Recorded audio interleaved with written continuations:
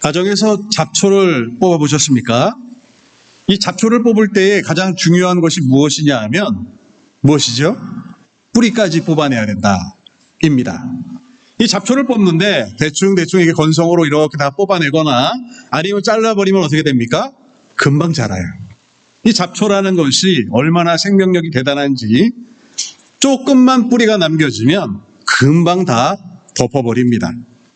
이 잔뿌리까지 확실하게 뽑아버리지 않으면 이 잡초를 제거하기가 어렵다라는 것입니다. 그런데 여러분, 우리 신앙생활도 이와 마찬가지입니다. 우리가 삶 가운데 회개하는 삶을 살고 하나님 앞에서 죄를 지으면 하나님 용서해 주십시오 하고 우리가 기도하잖아요. 그런데 이것들도 뿌리까지 뽑아버리지 않으면 금방 되살아납니다. 우리는 흔히 이 회개라는 것을 되게 쉽게 생각해요. 기도하면 회개한 거고 하나님 용서해 주세요. 하나님 잘못했습니다. 그러면 그 회개가 완성된 것이라고 생각을 합니다. 그런데 이 회개라는 것은요 그렇게 간단하지가 않아요. 왜 그러냐 하면 회개하면 뼈를 깎는 고통으로 그 삶을 돌이켜야 됩니다. 뿌리가 남아있지 않으려면 예전에 했던 삶과 예전에 했던 습관과 예전에 했던 행동을 완전히 바꿔야지만 변화될 수 있다라는 것이에요. 그래서 회개라는 것은 무엇이냐? 완전히 달라지는 것. 내가 하나님께 마음을 아뢰고 주님께 용서를 빌고 이제는 다른 삶을, 이제는 변화된 삶을 살겠습니다라고 완전히 변화시키는 것을 회개라고 이야기하는 것입니다. 그런데 많은 사람들이 회개를 그냥 하나님 잘못했어요, 하나님 용서해 주세요, 하나님 미안합니다 하면 끝나는 줄 알아요. 그리고 또 똑같이 살아갑니다. 그런데 이 죄라는 것이 어떠냐 하면 뿌리가 살아있는 잡초와 같이 엄청난 번식력을 가지고 있거든요. 그러다 보면 죄가 나를 가득 채워버려도 이제는 모르게 되는, 전혀 변화되지 않는 그런 삶으로 나아갈 수도 있다라는 것입니다. 이것을 잘 보여주는 사람이 어떤 사람이냐? 우리가 3주째 보고 있는 여호사밧의 이야기입니다. 지난주부터, 이제 2주 전부터 여호사밧에 대해서 보았는데 여호사밧이 어떤 사람이었습니까? 악한 동맹을 맺었다가 아합왕과 동맹을 맺었다가 죽을 뻔한 위기를 넘기기도 하였고요. 또 암몬과 모압 연합군들이 들어올 때에 하나님, 정말로 하나님의 도우심이 필요합니다. 우리는 오직 주만 바라봅니다. 하나님 모두 우상을 철폐하고 이제는 달라지겠습니다 하고 하나님의 도우심을 구하고 하나님의 도우심으로 승리하게 되는 큰 업적을 남기기도 하였습니다.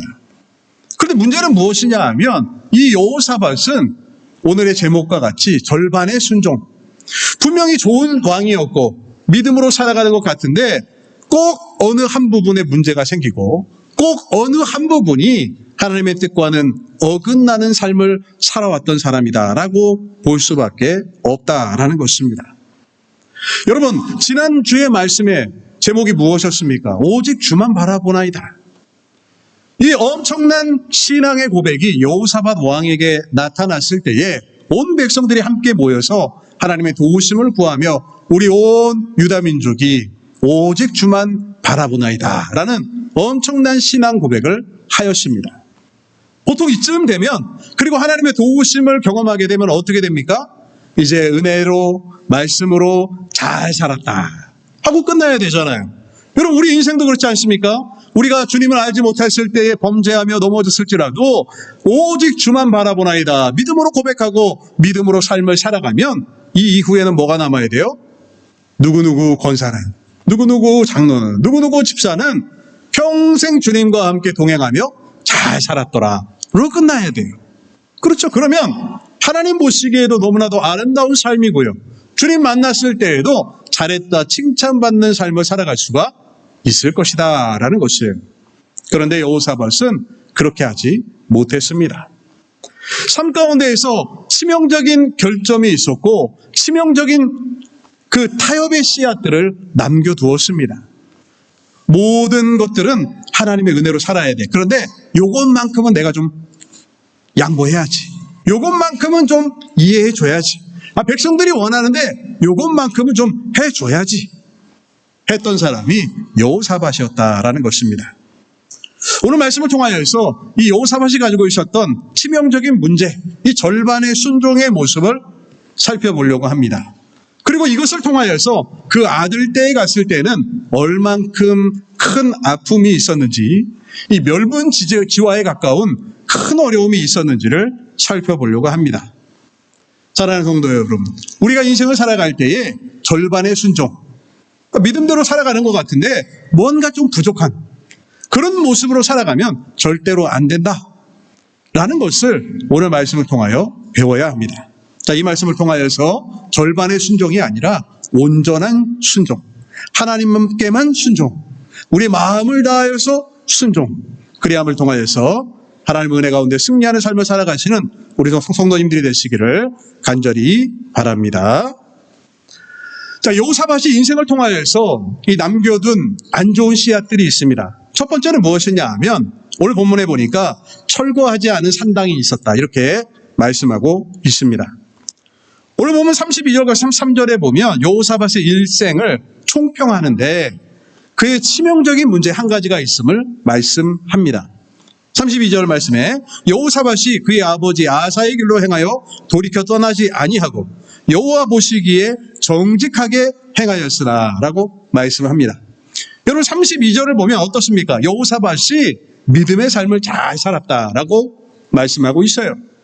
이 2절에 아합과 동맹을 맺었던 것, 또한 연합군의 공격에서 승리했던 것을 다 기록한 이후에 20장 후반부에 오자 성경은 여호사밧의 일생을 저렇게 요약합니다. 여호사밧이 그의 아버지 아사의 길로 행하여 돌이켜 떠나지 아니하고 여호와 보시기에 정직한 삶을 살아갔다. 여러분 얼마나 좋아요. 야, 여호사밧은 참 좋은 왕이구나 라고 평가할 수가 있을 것입니다. 근데 문제는 무엇이냐 하면 찜찜한 게 하나 남아요. 33절에 산당만은 철거하지 아니하였으므로 백성이 여전히 마음을 정하여 그들의 조상들의 하나님께로 돌아오지 아니하였더라라고 말씀하고 있습니다. 지난주의 말씀에 모압과 암몬 연합군이 쳐들어왔을 때 왕이 어떤 행동을 합니까? 하나님 앞에 도우심을 간구하며 백성들을 다 찾아다니면서 하나님의 도우심을 구해야 된다, 믿음으로 회복해야 된다, 우상을 철폐해야 된다라고 이야기하며 온 백성들을 설득하는 모습을 보았습니다. 위기가 닥치자 온 백성들이 함께 모여서 하나님의 도우심을 구하며 오직 주만 바라나이다 라고 고백하게 됩니다. 그런데 여호사밧의 일생을 통틀어서 설명하는 32절과 33절 말씀에 보니까 믿음대로 잘 살아간 것 같은데 문제가 하나 있는데 무엇입니까? 산당만은 철거하지 않았다라는 것이에요. 이 산당이 무엇이냐 하면 여러분 하나님께서는 예루살렘 성전을 세우신 이후에 온 백성들이 어디에서 하나님께 예배하라고 했습니까? 성전에 가서 예배하라라고 명령하십니다. 이 예루살렘 성전은 하나님의 임재가 있는 곳이고 백성들은 때가 되면 하나님께 예배하기 위하여 예루살렘으로 가야 했습니다. 그런데 그 길이 멀기도 하잖아요. 여러분 예루살렘 성전이 여기 샌디에고에 있으면 샌디에고에서 사는 사람들은 어떻겠습니까? 가까우니까 오다 가다 하나님의 성전에 들려서 예배하기도 하고 성전을 바라보면서 하나님께 예배하고 찬송할 수가 있잖아요. 그런데 뉴욕에서 온다고 생각해 보세요. 아, 너무 멀어. 아, 이거 찾아갈 때마다 힘들어. 우리 동네에도 예배 초소가 있으면 얼마나 좋을까 하면서 세운 것이 무엇이냐 하면 산당입니다. 그런데 이 산당의 문제가 무엇이냐 하면 사람들이 하나님만을 섬겨야 되는데 그곳에 뭘 놓습니까? 바알과 아세라, 우상들을 함께 놨다라는 것이에요. 이 사람들의 심리에 보면 무엇이 있냐면요, 뭐 하나만 걸려라 해요.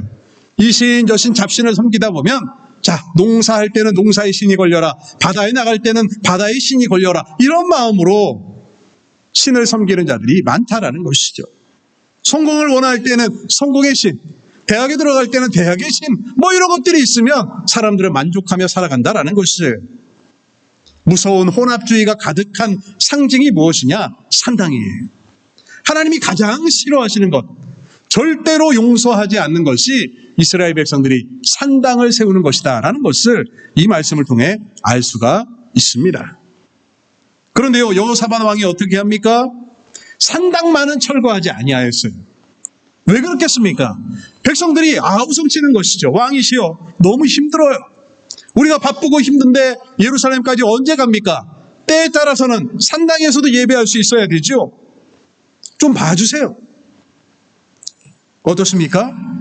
왕은 인기를 잃기 싫잖아요. 그냥 타협하는 거예요. 그냥 그럴까? 하고 넘어가는 것이죠. 여러분, 우리도 인생을 살아가다 보면 이럴 때가 많이 있지 않습니까?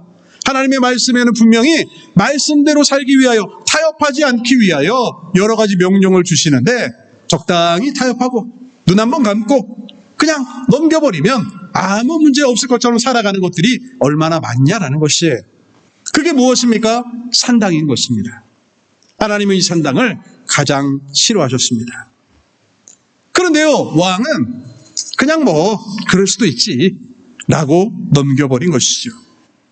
문제는 무엇이냐 하면 이 결과가 무엇입니까? 산당을 철거하지 아니하였으므로 백성들이 하나님께로 돌아오지 아니했다라는 것이에요. 위기의 순간에 온 백성들이 함께 하나님께로 나와서 기도할 때 하나님의 능력이 나타났잖아요. 그런데 백성들이 산당이 있음을 통하여서 하나님만을 섬기지 않았다라는 것입니다. 종교개혁자 존 칼빈은 이런 말을 해요. 인간의 마음에는 우상을 만들어내는 공장이다. 우리 마음이라는 것이요, 우상을 만들어내는 공장과 같다, 이렇게 표현했습니다.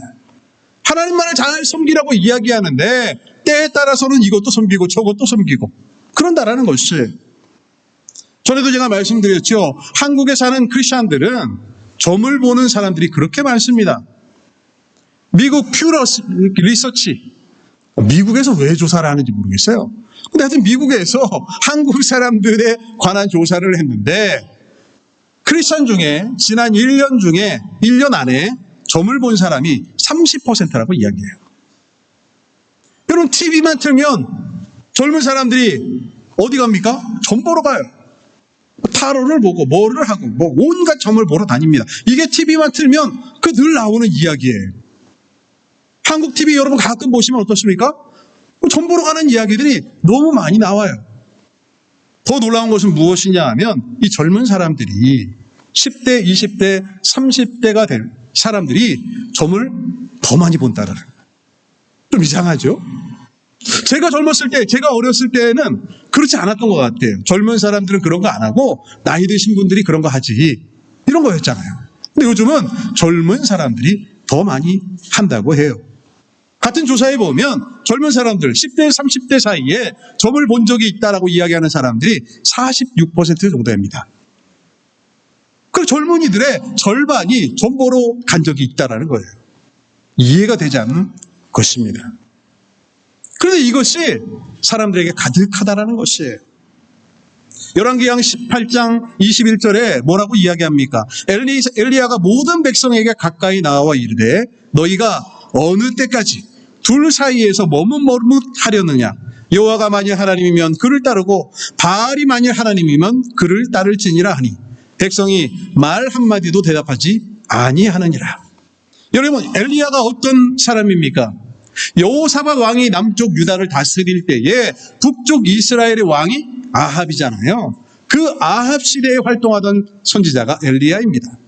그 엘리야가 이야기하는 거예요. 야, 너희들 둘 중에 하나를 택해야 된다. 머뭇 이리저리 왔다 갔다. 그래서는 안 된다라는 것이죠. 그런데 믿음으로 살아가는 사람들이 점을 보고 세상을 따라 살아가고 하는 모습들이 있다면 하나님은 뭐라고 생각할까요? 유다의 산당에서 예배한다고 이야기하는 자들, 우상을 섬기는 자들과 별반 다르지 않다라는 것입니다. 오늘날에는 이것들이 이렇게 나타납니다. 많은 신앙인이 주일이 되면 어떻습니까? 예배당에 가서 하나님을 예배하고 믿음의 삶을 살아갑니다. 그런데 월요일부터 토요일까지는 어떻게 살아가요? 세상적으로 살아가는 거죠. 세상 사람들과 구별되지 못하고 세상 사람들처럼 똑같이 살아가는 모습을 보인다라는 것이에요. 여러분, 이것이 산당이다라는 것입니다. 한국에서 제가 이 주일학교 학생들을 가르칠 때에 신앙이 중요합니다라고 가르쳐요. 여러분, 신앙이 중요해요. 믿음 지켜야 돼요. 부모님들이 갖던 신앙을 잘 이어받아야 됩니다라고 이야기합니다. 그럼 부모님들이 끄덕끄덕해요. 그런데요, 중학교만 가면 어떻습니까? 학원에 보내야 돼요. 고등학교 때는 당연히 학원에 보내야죠. 그놈의 학원은 왜 주일날 그렇게 하는지, 그 주일날 학원 가야 된다라는 거예요. 무슨 학원을 다니니? 그러면 특강이 있대요. 특강. 매주 주일마다 하는데 무슨 특강이니? 그럼 나도 특강 설교다. 근데 뭐 특강이라고 해가지고요, 매주마다 가야 됩니다. 그 부모님들한테 이야기해요. 딱 교회 집사님이고 그러니까 누구 교회 안 나와요. 학원 간다고 하는데 집사님 교회 보내주세요. 아, 목사님 조금만 기다려주세요. 대학 가면 나올 거예요. 대학 가면 돌아올 겁니다. 그런데요, 대학 가고 나면 아무도 안 옵니다. 아무도 안 와요. 그러고 나서 이제 신방 가면 그분의 기도 제목이 바뀌어 있어요. 우리 아들, 우리 딸 제발 예수 믿게 해달라. 기회 다 놓치고 시간 다 지나고 나 좋을 때는 학원 보내고 나 좋을 때는 다시 교회 나오고. 여러분, 아이들이 그렇게 움직여집니까? 신앙에는 타협이 없어야 합니다. 이렇게 타협하고 저렇게 타협하면 그 다음부터는요, 다시 되돌리려고 해도 절대로 되돌릴 수가 없습니다. 산당은 열어줄게 라고 이야기하면 그 산당은 절대로 없애지 못하는 것이 돼요. 바로 여호사밧의 문제는 여기에 있었다라는 것입니다. 자, 오늘 말씀을 기억하시면서 혹시 우리의 삶에도 이런 산당이 있는지 우리는 살펴보아야 할 것입니다. 만약 우리의 삶 가운데 산당의 흔적이 있다면 뿌리채 뽑아버리고 하나님의 은혜로 나오시는 우리 성도님들이 되시기를 간절히 바랍니다. 두 번째 남겨진 씨앗은 무엇이냐? 또 동맹입니다. 또 동맹. 여호사밧 하면 그놈의 동맹이에요. 자, 또 어떤 동맹을 맺습니까? 물질 때문에 동맹을 맺습니다. 오늘 보면 35절과 36절 말씀에 보면 유다 왕 여호사밧이 나중에 이스라엘의 왕 아하시야와 교제하였는데 아하시야는 심히 악을 행하는 자였더라. 두 왕이 서로 연합하고 배를 만들어 다시스로 보내고자 하여 에시온게벨에서 배를 만들었더니라고 말씀하고 있습니다. 아합에 이어서 그 다음 왕 이제 누구에게 합니까? 아하시야와 동맹을 또 맺고 있습니다. 두 왕이 서로 연합했다라고 성경은 말씀해요. 아합과 동맹을 맺어서 실패하였잖아요. 아합과 동맹을 맺었다가 죽을 뻔하였잖아요. 그런데 또 동맹을 맺습니다. 그런데 그 왕이 뭐라고 표현되어 있습니까? 35절 끝에 보니까 심히 악을 행하는 자. 심히 악을 행하는 자다. 아합왕하고 아하시야하고 비슷하죠. 그 집안이 그런가 봐요. 이 북쪽 이스라엘의 왕들은 하나도 빼놓지 않고 다 악한 왕들이었잖아요. 그러니까 하나님이 그들과 함께 교제하며 동맹을 맺는 것을 좋아하실 리가 없습니다. 그런데 여호사밧은 삶에서 교훈을 얻지 못했는지 또 동맹을 맺어요. 무엇 때문에요? 배를 만들어서 다시스로 보내야 되겠다. 그러면 우리가 경제적으로 엄청나게 부유하게 되겠지 라는 생각을 가지고 경제동맹을 맺습니다. 군사동맹에서 이제는 경제동맹까지. 아마도 솔로몬 때에 그 엄청난 성공을 그리워했던 것 같아요. 과거 솔로몬 시대에도 다시스로 배를 보내어 성공을 거뒀던 것들이 성경에 기록되어져 있습니다.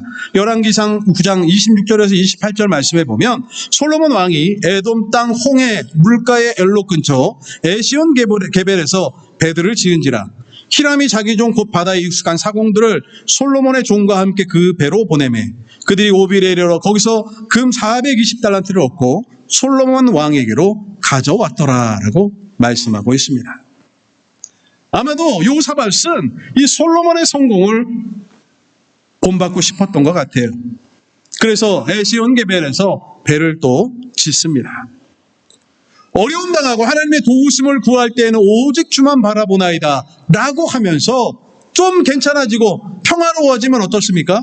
오직 주만 바라보는 것이 아니라 세상적인 방법으로 세상적인 욕망으로 살아가는 여호사밧을 볼 수가 있다라는 것이에요. 그 결과가 어떻게 됩니까? 오늘 보면 37절에 보니까 이렇게 말씀합니다. 마레사 사람 도다와우의 아들 엘리에셋이 여호사밧을 향하여 예언하여 이르되 왕이 아시아와 교제함으로 여호와께서 왕이 지은 것들을 파하시리라 하더니 이에 그 배들이 부서져서 다시스로 가지 못하였더라 라고 말씀하고 있습니다. 여호사밧은 이 배를 지어서 다시스로 보내기만 하면 엄청난 부를 거두어 드릴 것이다 라는 기대감을 가지고 있었어요. 그런데 아시아는 어떤 사람이었느냐? 악한 자였다라는 것이죠. 하나님은 이들을 그냥 두실 수가 없었습니다.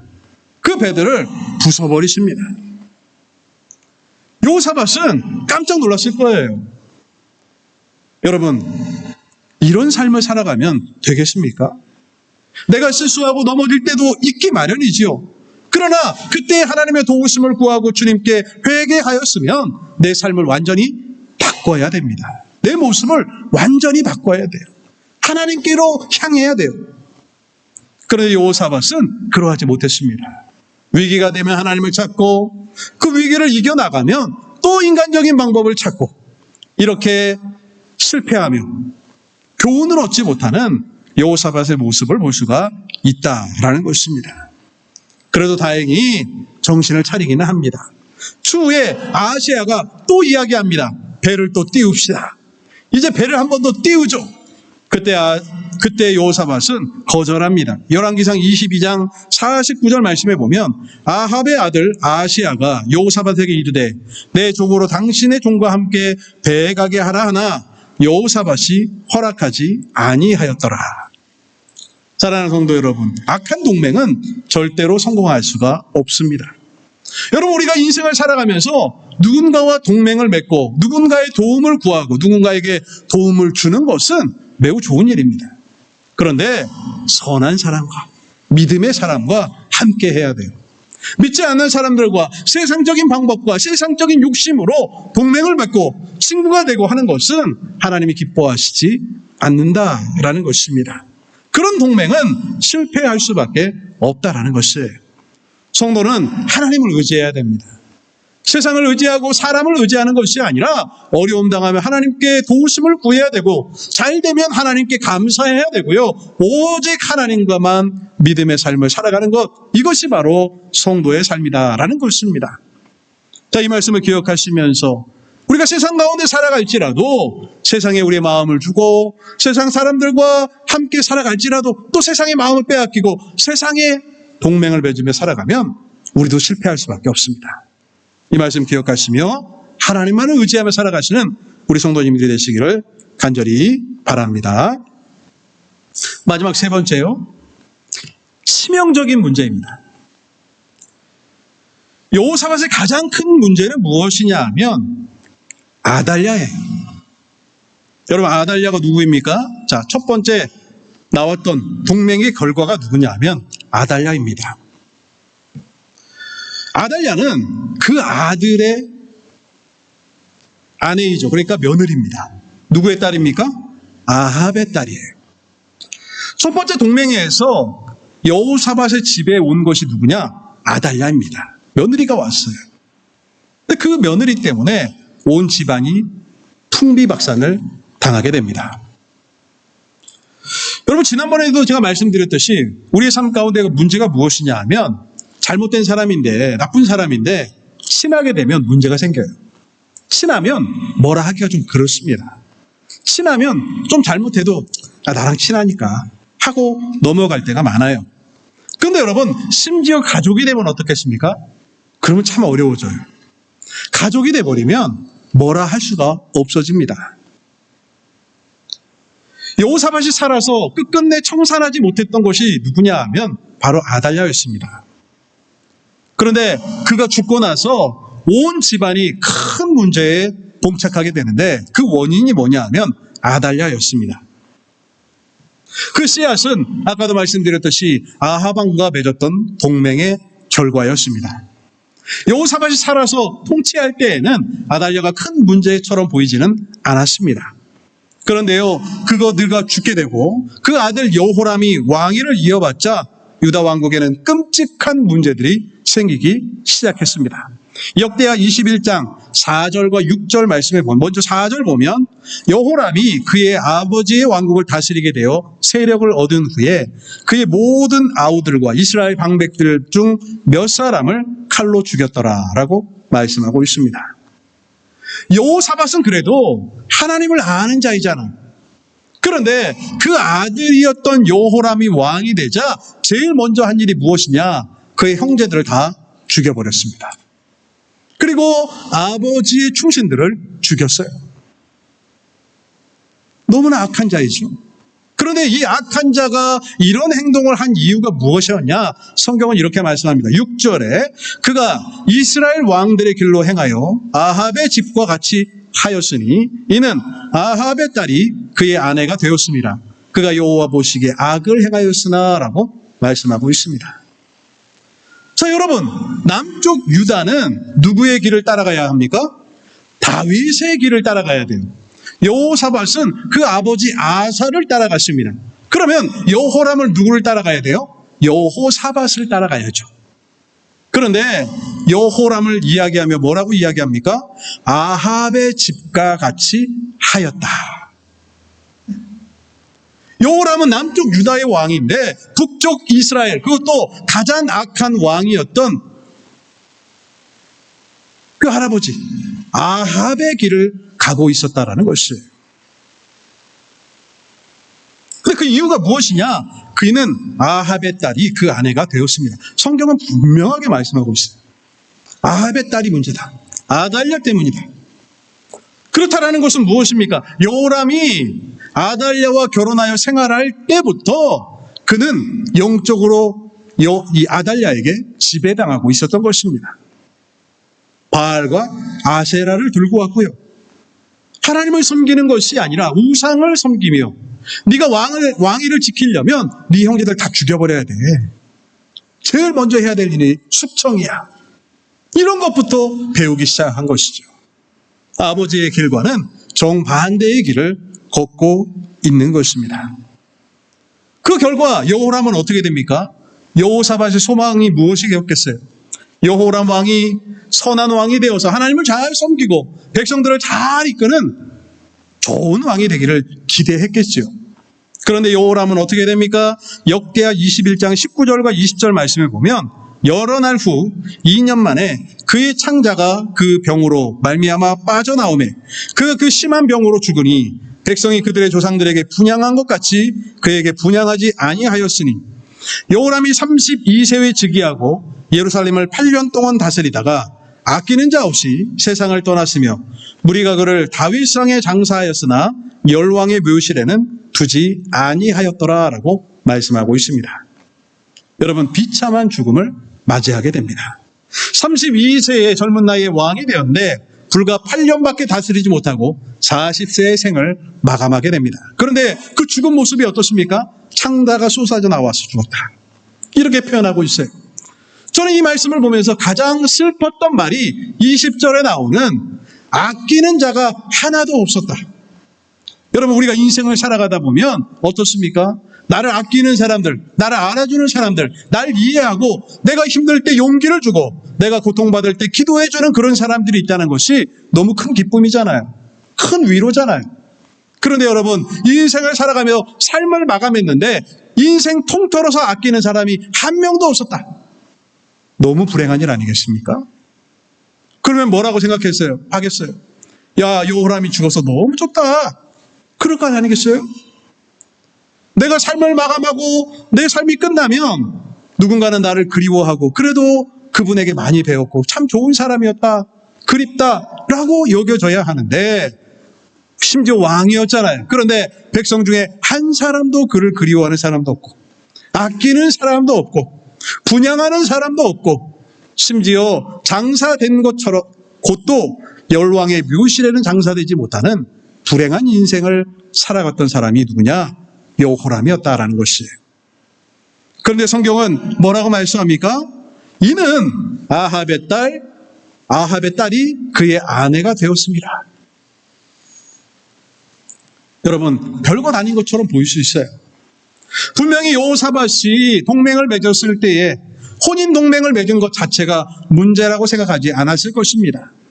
큰 문제는 아합과 친했던 것이지 그 딸이 우리 집안에 오는 것이 무슨 문제가 있겠냐, 우리 가족인데 라고 아껴주었을지도 모르겠습니다.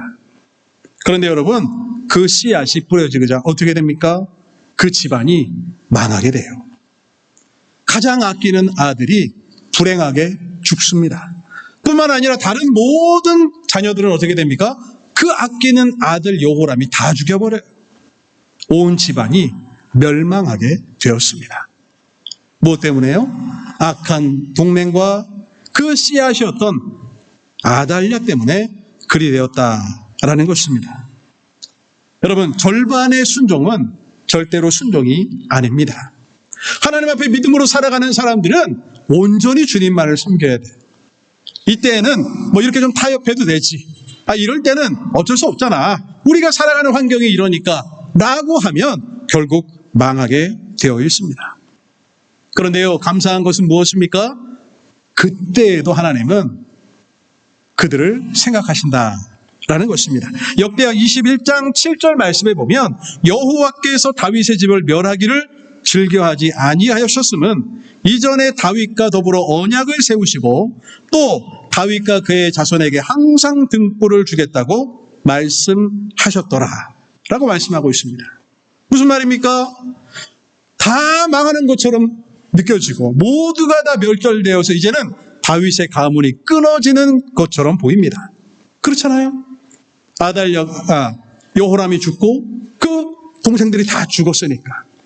그런데 여러분, 누가 남습니까? 한 명의 아들이 또 남죠. 하나님이 그들을 생각하셨습니다. 이 이유가 무엇이냐? 이전에 다윗과 더불어 세웠던 언약, 다윗의 자손을 통하여서 예수 그리스도가 오신다라는 것을 하나님은 약속하셨기 때문에 그들에게 은혜를 베풀어 주셨다라는 것입니다. 우리가 붙들어야 될 것은 무엇입니까? 하나님의 말씀을 붙들어야 돼요. 삶 가운데 살아가다 보면 우리도 실수하고 넘어질 때가 있습니다. 때로는 타협하기도 해요. 그때 가장 중요한 것은 무엇이냐? 돌이켜야 됩니다. 회개해야 돼요. 쓴뿌리는 다 뽑아버려야 하고요. 모든 것들이 온전히 하나님께로 나아갈 수 있는 은혜와 순종으로 바뀌어야 된다라는 것입니다. 뿐만 아니라 우리가 하나님의 말씀을 붙들고 하나님의 말씀을 의지하여 살아가면 다윗에게 약속하신 그 약속을 통하여서 우리에게도 하나님은 은혜를 베풀어 주신다라는 것입니다. 사랑하는 성도 여러분, 이 모습을, 여호사밧의 모습을 봄을 통하여서 우리는 여러 가지 모습을 보았습니다. 불순종했던 여호사밧, 순종했던 여호사밧, 또 그 와중에 여러 가지 이 가지들을, 뿌리들을 남겨놨던 여호사밧. 순종하는 것 같았으나 완전한 순종은 아니고 절반의 순종쯤은 했던 여호사밧. 그 결과가 무엇입니까? 그 자녀들이 망하게 되는 것이었어요. 여러분, 우리에게 가장 무서운 것이 무엇입니까? 나는 그래도 믿음 생활 잘 한다고 하였는데 혹시나 내 자녀들이 잘못되면 어떡하나 라는 것이 모든 부모의 걱정이잖아요. 그 걱정을 해결할 수 있는 유일한 방법은 내가 오늘도 믿음으로 살아가는 것, 내가 오늘도 하나님 앞에서 온전한 순종으로 나아가는 것, 하나님만을 섬기는 가정이 되어야 한다는 것, 이것이 바로 오늘 말씀이 주시는 교훈입니다. 자, 이 말씀을 기억하시면서 하나님 앞에서 온전한 순종, 완전한 순종을 이루시는 우리 모든 성도님들이 되시기를 주님의 이름으로 축원을 드립니다. 기도하겠습니다. 사랑의 주 아버지 하나님, 은혜를 감사합니다. 여호사밧이 절반의 순종점 하였을 때 그 삶이 무너져 내리는 것들을 살펴보았습니다. 하나님, 우리가 인생을 살아가며 타협하고 적당히 살아가는 절반의 순종에 만족하지 않도록 하나님 도와주시고 온전한 순종, 완전한 순종으로 주님 앞에 나아감을 통하여서 믿음의 삶으로 승리하게 하시며 우리 자녀들에 대해도 하나님의 은혜가 증거되는 귀한 역사가 날마다 우리의 삶에 넘치도록 하나님 역사하여 주시옵소서. 감사를 드리며 예수님의 이름으로 기도하옵나이다. 아멘.